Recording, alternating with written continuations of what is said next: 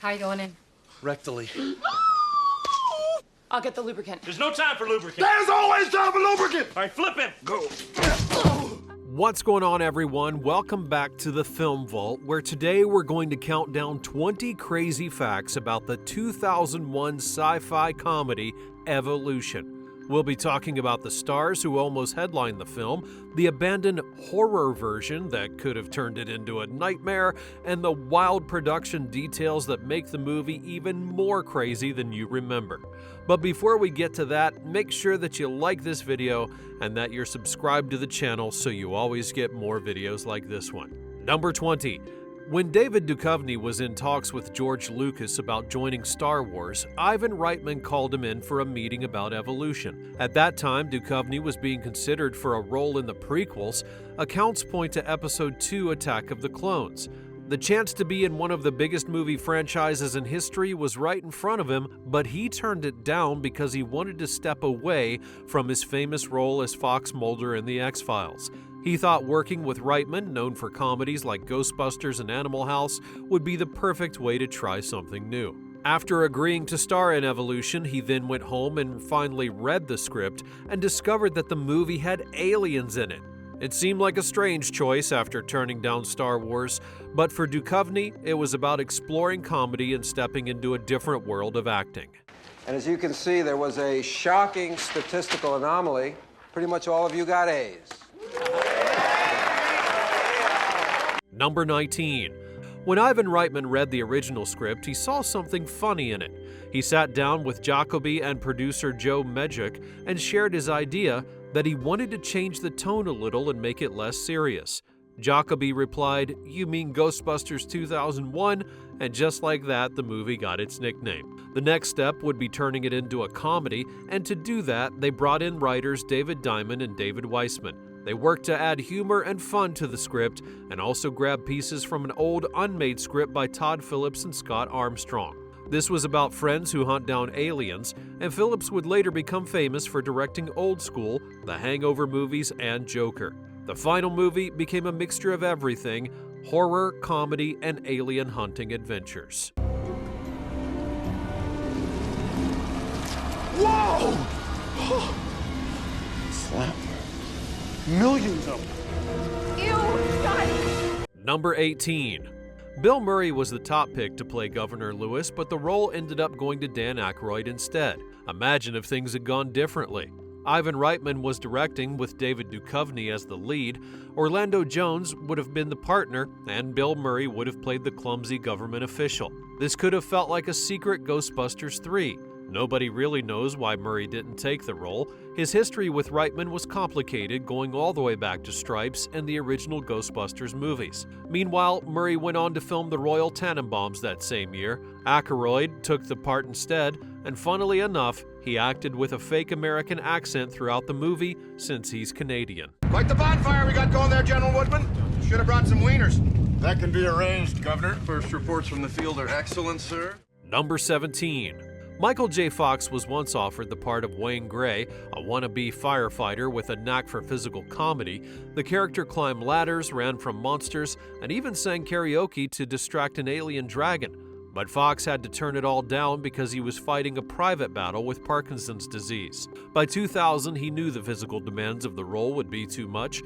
Just a few months earlier, in May of 2000, he stepped away from Spin City to focus on his health. The role would ultimately go to Sean William Scott, a rising star at the time, and at age 22, he was fresh off of his breakout success in American Pie. Seeing him in the role gave the movie a totally different vibe, turning Wayne Gray into a goofy young man chasing his dreams rather than the seasoned energy that Fox would have brought. You're everything that I hope for.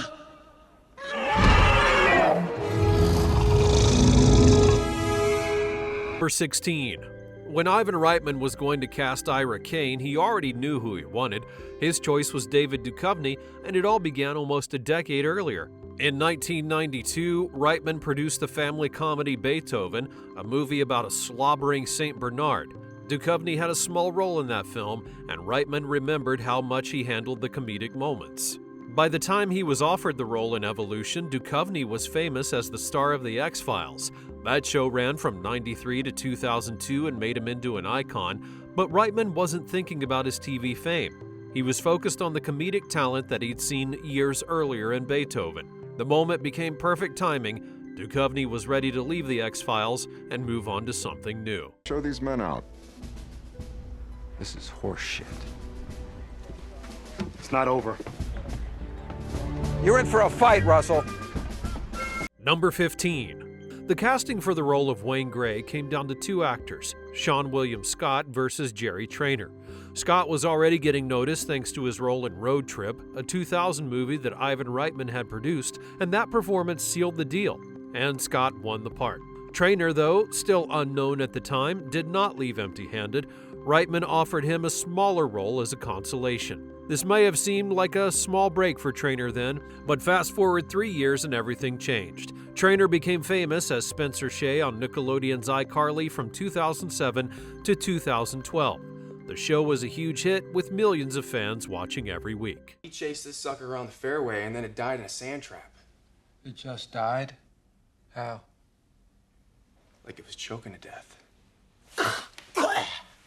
Number 14. Before the cast that we know today was chosen, producers had big names in mind. John Cusack, Leonardo DiCaprio playing Ira Kane.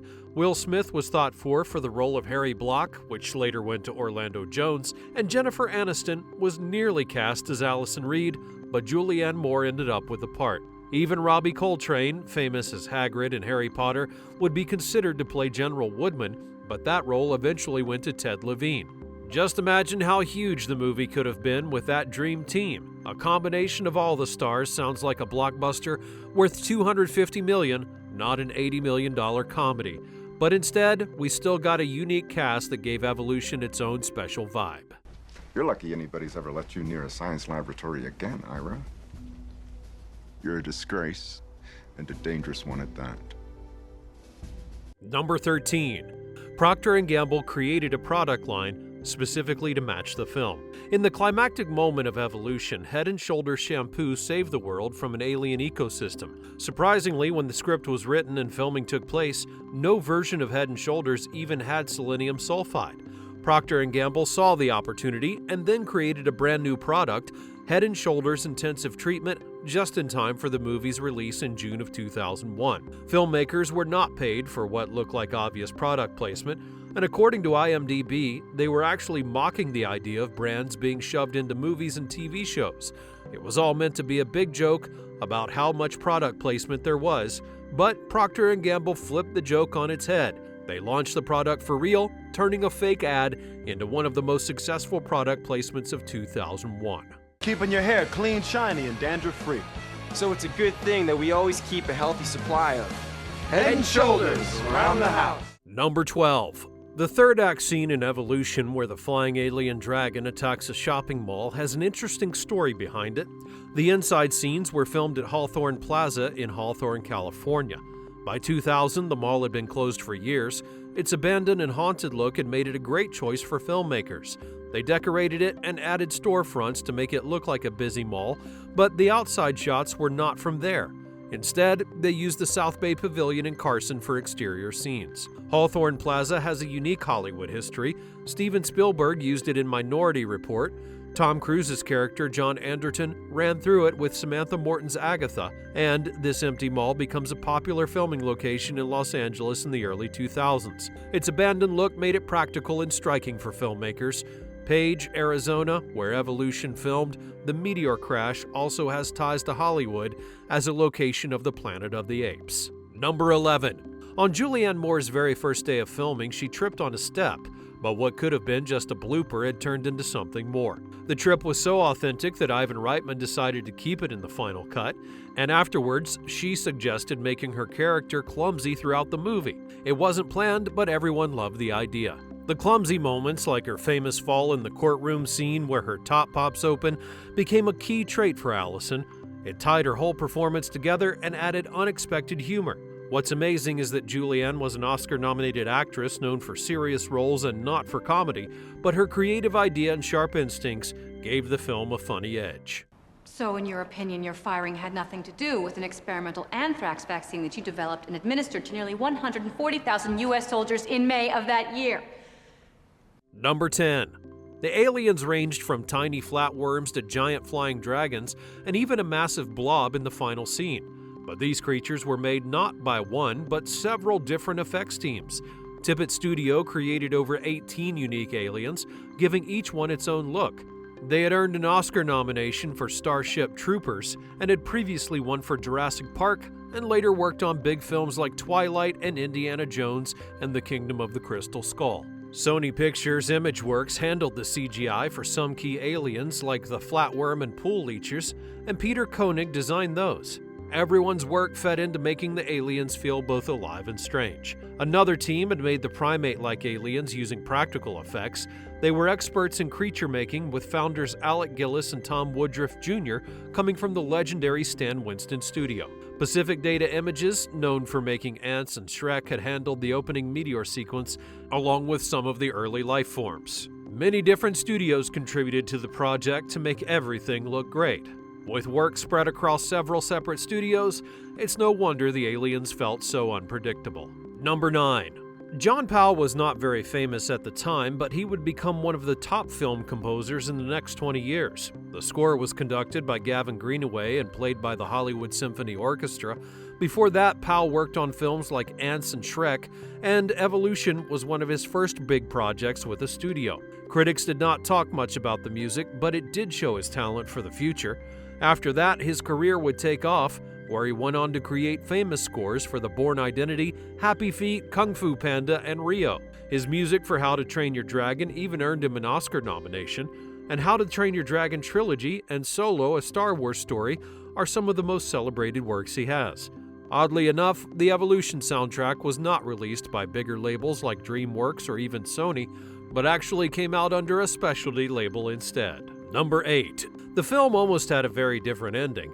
Originally, the script ended with a clever battle of wits between humans and a super smart alien species. The alien had evolved millions of years worth of intelligence in just days, and it thought faster and reasoned beyond human understanding. The big question would be whether humans could outsmart the alien force. It was meant to be a suspenseful climax that felt more like 2001: A Space Odyssey than anything else. But when Ivan Reitman stepped in, everything changed. The writers rewrote the idea, replacing the intense showdown with a wild and funny scene. So instead of brainpower saving the day, the movie ends with a giant amoeba being hit by a Head and Shoulders enema. Hey! Go! Go!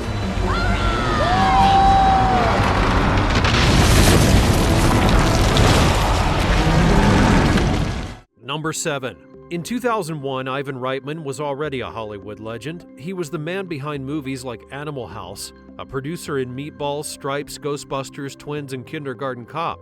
For 22 years, it seemed as though he could do nothing wrong, but then Evolution came along. It was a sci-fi comedy with an $80 million budget, but it only made $38.3 million in the US and $98.4 million worldwide. While it was not a complete financial disaster thanks to streaming and home video, it was a major disappointment. According to TV Tropes, the failure changed everything for Reitman. He would not direct his next film for many, many years. His next big screen movie, My Super Ex-Girlfriend, was not released until 2006, and the industry's cooling interest in him after Evolution's poor performance seemed to be obvious. After that, he only directed 3 more films: My Super Ex-Girlfriend, No Strings Attached, and Draft Day, and he passed away in 2022 at the age of 75. After him, his son Jason Reitman directed Ghostbusters Afterlife in 2021. Number 6. The desert scenes were filmed in Page, Arizona, a small town with around 7,000 people located near Lake Powell. This town would be created in 1957 for workers that were building the Glen Canyon Dam. Its rocky, orange desert has been used in several important films for decades. The meteor crash, the strange cavern, and even the dramatic napalm preparation scene in Evolution all took place here. Page has seen some legendary films. In 1965, it doubled as Galilee in the biblical epic The Greatest Story Ever Told, and in 1968, it became the setting for the post-apocalyptic Earth ruled by apes in Planet of the Apes. Decades later in Evolution, the Lakeview Primary School in Page is where the military got ready to strike the aliens. Number 5. The supporting cast is like a hidden treasure chest of future stars. Ty Burrell, who played Fleming, was just getting started. A few years later, he became a household name as Phil Dunphy in Modern Family and won 2 Emmy Awards.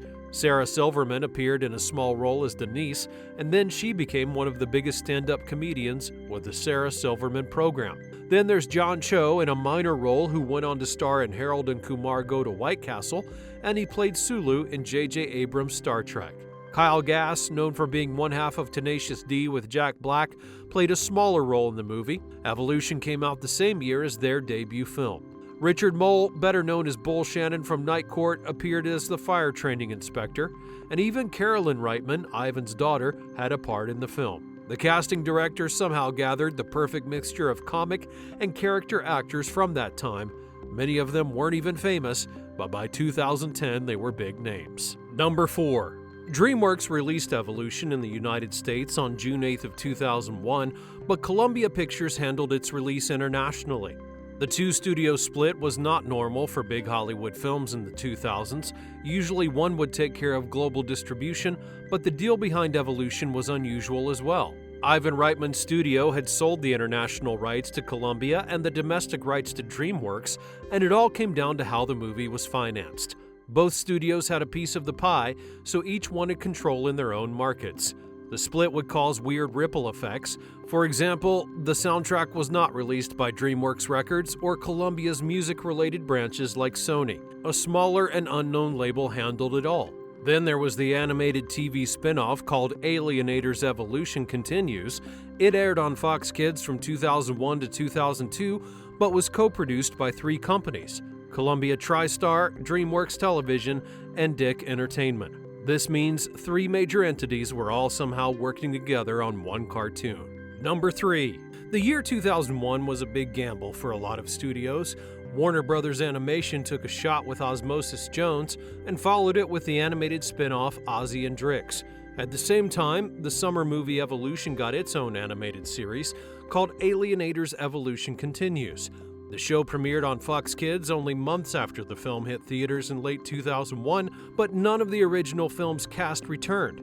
Instead, the series focused on leftover alien organisms hinted at in the movie's ending. New characters were added in, and the threat of surviving aliens was the main storyline.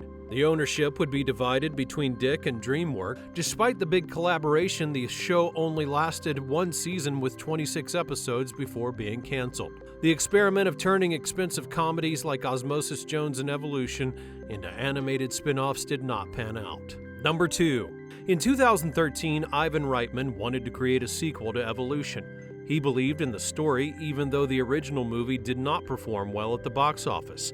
According to TV Tropes, director Ivan Reitman had planned to make a sequel to the film in 2013, but it never came into fruition. The project was talked about in interviews but never went anywhere, and by that time his career as a director had slowed down. His last movie, No Strings Attached, was out in 2011, and he was mostly producing films like the Ghostbusters reboots. Ivan Reitman passed away February of 2022, and since his death, there's been no news of continuing the Evolution story. The original movie still has a small, passionate fan base and is sometimes rerun on Sci-Fi Network.